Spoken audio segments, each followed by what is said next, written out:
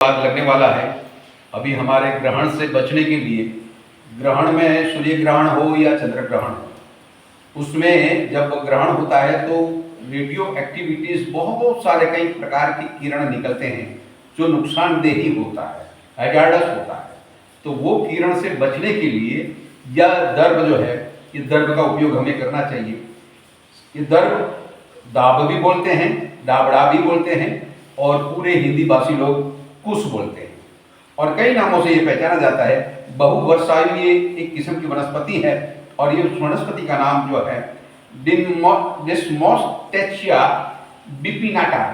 दर्भ का छोड़ बहुत ऊंचे होते हैं, गुच्छेदार होते हैं, और उसके पत्ते मोटे होते हैं, मजबूत होते हैं, और तीक्ष्ण धार वाले पर्ण वाले बहुवर्षीय आयु वाले ये वनस्पति हैं। दाब और दर्भ को सूखा लंबा घास बहुत पानी वाली जगह पर उगता है, हरा होते हैं, उसी समय उसकी धार बहुत तेजदार होती हैं। यदि चमड़ी के अंदर थोड़ी सी लग गया तो काट देगा, छुरी की तरह काट देगा और आपको खून निकालेगा। पहले के जमाने में ब्राह्मण और ऋषि सावधानी से कुछ ग्रहणी अमास के दिन श्लोकोच्चार करके ये उसको इकट्ठा करते थे और साल भर यूज करने के लिए उपयोग करते थे।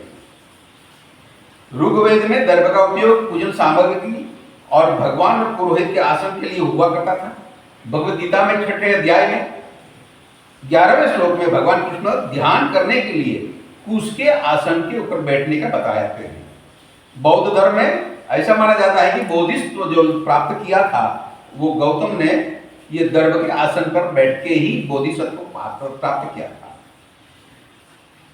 हिंदू धर्म में संध्या, तर्पण, यज्ञ, श्राद्ध, कर्मकांड, हर जगह पर यज्ञ मूर्ति बना भगवान का ये शरीर का बाल है, वो माना जाता है।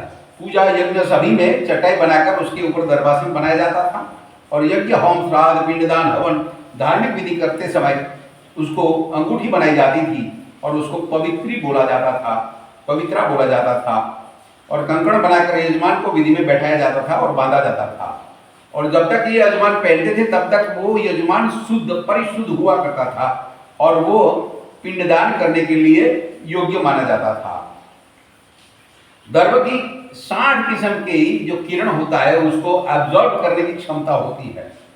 इसीलिए सूर्य ग्रहण और चंद्र ग्रहण के समय ग्रह के किरणोत्सर्ग से बचने के लिए घर में जो हमारी सभी जो खाद्य सामग्री होती है वो सामग्री बिगड़ न जावे, उसमें रेडिएशन न हो जावे, इसलिए हर चीज में, हर बॉक्सा में, हर डब्बे में ये दर्भ की एक एक तिनका डाल दीजिए तो आपकी सभी सामग्री सुरक्षित रहेगी। इसीलिए और हमारे ऋषि मुनि जो बोलते थे कि हर वनस्पति में तो जान है, जीवन है, लेकिन जगदीश चंद्र बोस ने जब बताया उनसे पहले भी जीवन था, और जब आइंस्टाइन ने बताया उनसे पहले भी गुरुत्वाकर्षण था।